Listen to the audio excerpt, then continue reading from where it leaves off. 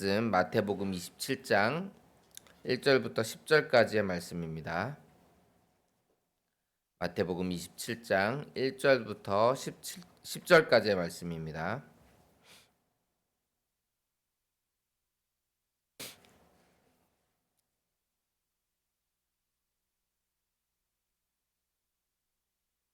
네, 신약성경 마태복음 27장 1절부터 10절까지의 말씀 같이 교독하겠습니다. 새벽에 모든 대제사장과 백성의 장로들이 예수를 죽이려고 함께 의논하고 그때 예수를 판 유다가 그의 정죄됨을 보고 스스로 뉘우쳐 그 은 30을 대제사장들과 장로들에게 도로 갖다 주며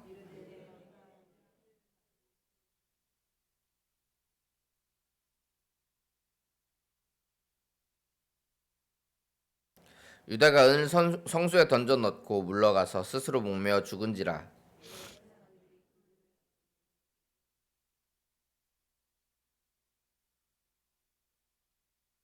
의논한 후 이것으로 토기장이의 밭을 사서 나그네의 묘지를 삼았으니 이에 선지자 예레미야를 통하여 하신 말씀이 이루어졌나니 일러스되 그들이 그 가격 매겨진 자 곧 이스라엘의 자손 중에서 가격 매긴 자의 가격 곧 은 30을 가지고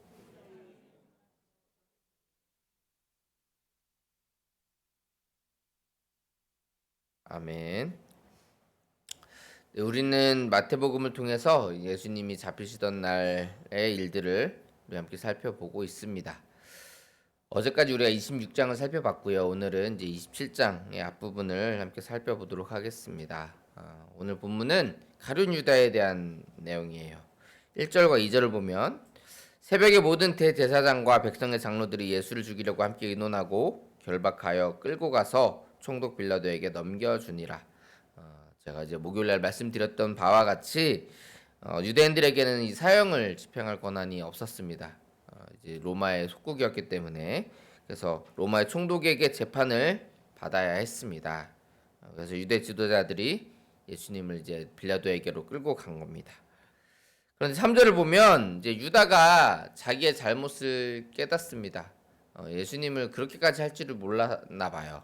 그런데 예수님을 이제 죽이려고 하니까 이제 자기의 잘못을 깨닫습니다. 3절과 4절을 보면 그때 예수를 판 유다가 그의 정죄됨을 보고 스스로 뉘우쳐 그 은 30을 대제사장들과 장로들에게 도로 갖다 주며 이르되 내가 무죄한 피를 팔고 죄를 범하였도다 하니 그들이 이르되 그것이 우리에게 무슨 상관이냐 네가 당하라 하거늘.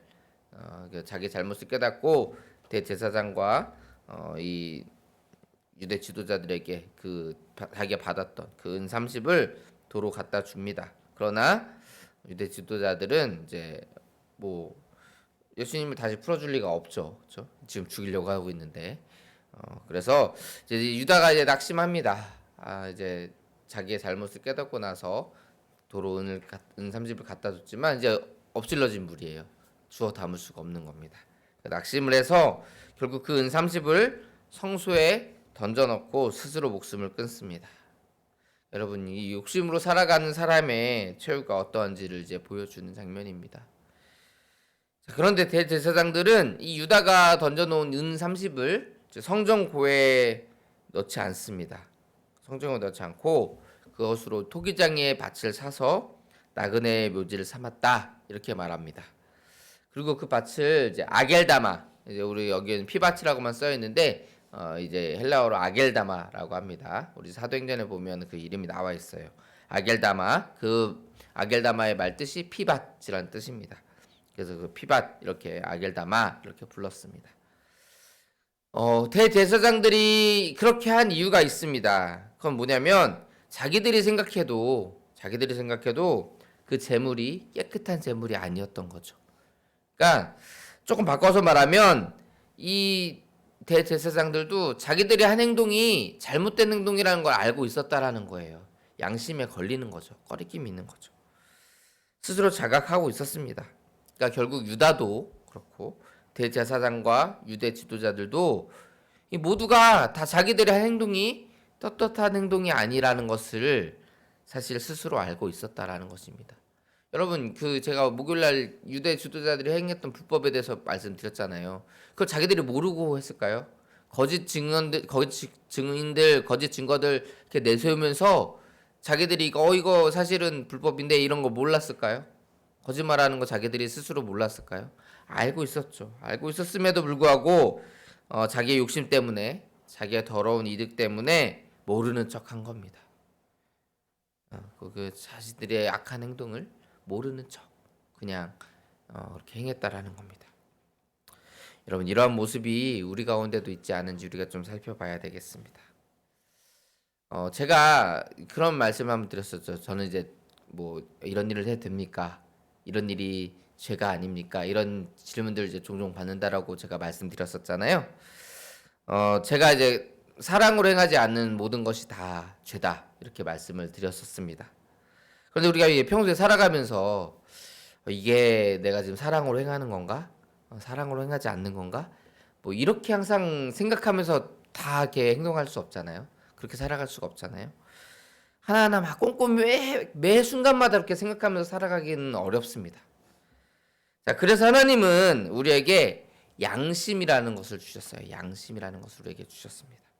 그래서 우리가 죄를 짓게 되면 어떻게 되나요? 막 죄를 내가 막 지어요. 그러면 너무 평안한가요? 행복한가요?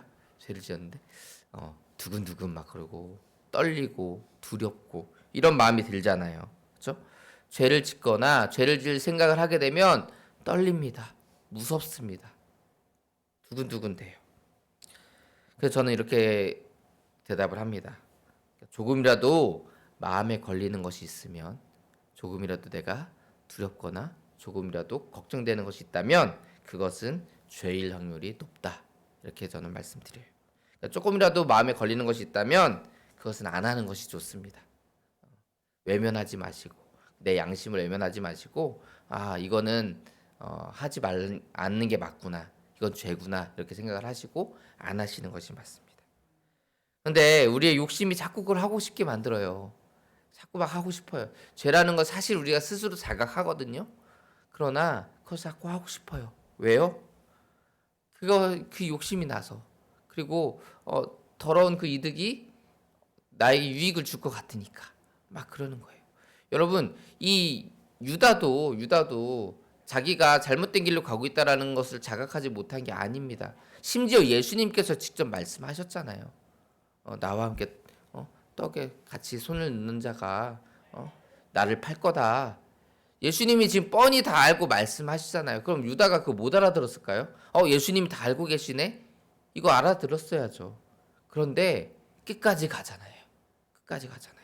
이 유대 지도자들도 끝까지 가잖아요. 여러분 이렇게 욕심이 그것을 자꾸 그 죄를 자꾸 짓고 싶게 만드는데, 그럴 때 나타나는 특징이 뭐냐면 합리화하는 거예요. 합리화. 자기의 잘못을 합리화하는 겁니다. 여러분 이 유다의 모습도 살펴보시면 마리아가 예수님의 머리와 또 발에 향유를 붓고 이렇게 막 닦잖아요. 그런 장면이 우리가 나오잖아요. 마태복음 26장에 나오는 26장에 나오는데 그때 막 제자들이 화를 냈다라고 말을 해요. 그런데 요한복음을 보면 그 화낸 제자가 누구냐면 가룟 유다라고 얘기합니다. 가룟 유다. 이 가룟 유다는 이제 뭐라고 말을 하냐면 그거 팔아서 가난한 자들에게 나눠주면 얼마나 좋겠느냐.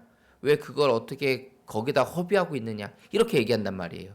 그런데 실상은 뭐였어요? 가난한 자를 생각한 게 아니라고요. 왜요? 그가 도둑이라고 말합니다. 요한복음 보시면 그는 도둑이라 이렇게 얘기해요. 그러니까 그 300데나리온을 팔아서 내가 먹었어야 되는데, 내가 가졌어야 되는데 그거를 왜 저기다 허비해?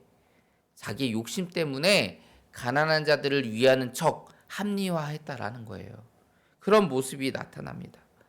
우리 가운데도 이런 모습이 있지 않은지 우리가 살펴봐야 됩니다. 내가 죄를 짓고 싶어서 그 악한 행동을 합리화하고 있진 않은지. 그러면 마지막으로 9절과 10절을 보시면 오늘 이 본문의 사건은 에레미야를 통해서 하신 말씀을 하나님의 말씀이 이루어진 것이다. 이렇게 말씀하고 있습니다. 저는 예전에 이런 생각을 한번 해봤어요.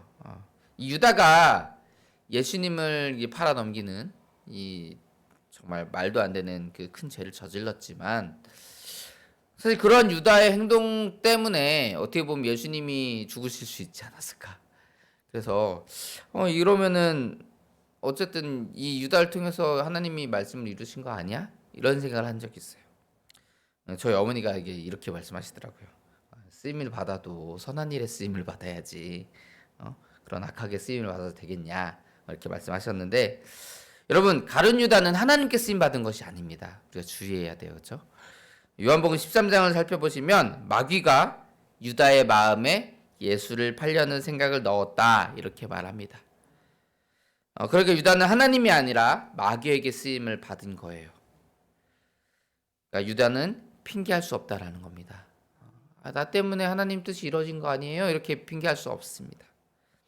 그리고 만약 유다가 하지 않았으면 어쨌든 다른 방법으로 예수님은 죽음을 맞이하셨을 겁니다. 죽음을 당하셨을 거예요. 그거는 어쨌든 예수님께서 이 땅에 죽으러 오셨기 때문에 죽는 것은 이미 예정돼 있었고 그 일들이 이뤄가시는데 하나님은 뭐 어떤 방법이든 다 하실 수 있는 분이시잖아요. 자, 그렇기 때문에 유다는 핑계할 수 없습니다. 하나님께서 유다에게 야, 너 예수님 팔아 넘겨 이렇게 강요한 적 없으세요. 자신이 선택한 것입니다. 그러니까 우리는 대신에 이렇게 생각할 수는 있습니다. 예수님이 이미 죽기 위해서 이 땅에 오셨기 때문에 마귀와 그 유다의 죄악을 그냥 허용해 두셨다. 이렇게는 우리가 생각할 수 있습니다. 무슨 말씀을 드리자는 거냐면 유다는 분명히 죄를 지었습니다. 이 가룟 유다는 분명히 죄를 지었습니다. 자기 욕심 때문이에요. 그것을 핑계할 수 없습니다. 그러나 하나님은 그에게 자기의 죄를 결국 깨닫게 하셨어요. 그렇죠? 죄를 저질렀지만 깨닫게 하셨습니다. 왜 깨닫게 하셨을까요? 네, 맞습니다. 돌이킬 수 있는 기회를 주신 거예요. 하나님은 유다에게 돌이킬 수 있는 기회를 허락해 주셨습니다. 물론 그가 깨닫고 회개하고 돌이켰다고 할지라도 예수 그리스도는 십자가의 죽음과 고난을 당하셨을 겁니다. 그것은 변함이 없어요. 그러나 예수님께서 이 가룟 유다가 자기의 잘못을 깨닫고 회개했다면 예수님께서 결국은 죽으셨지만 그 죽음을 이기고 부활하셨잖아요. 그 부활의 기쁨을 다른 제자들을 누렸잖아요. 이 유다도 마찬가지입니다.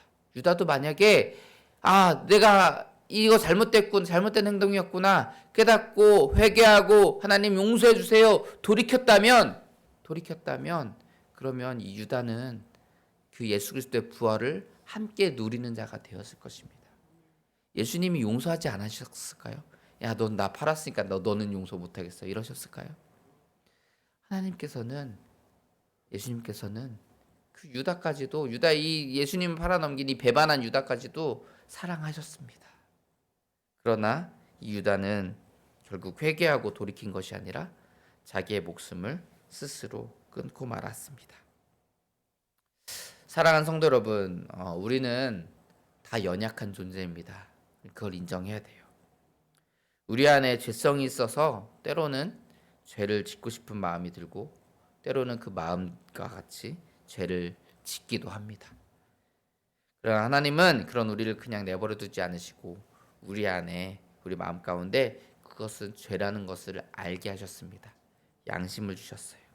그때 우리는 그것을 내가 죄를 짓고 있구나라는 것을 깨달았을 때 우리는 돌이키고 회개해야 됩니다. 죄인 줄 알면서도 끝까지 자기 욕심으로 살아가다가 멸망하게 되는 이 가룟 유다와 같이 또 유대 지도자들과 같이 살아가지 마시고 하나님이 깨닫게 하실 때에 회개하고 돌이키시기 바랍니다. 나를 합리화하는 것이 아니라 내가 이거 죄구나 인정하고 하나님께 용서를 구하는 그런 저희들이 되었으면 좋겠습니다. 우리 모두가 욕심으로 말미암아서 멸망당할 죄악으로 빠져들지 마시고 하나님이 주신 양심을 통해서 돌이켜서 거룩함으로 나아가는 복된 주의 백성들 다 되시기를 주의 이름으로 축원합니다. 기도하겠습니다. 사랑해 주님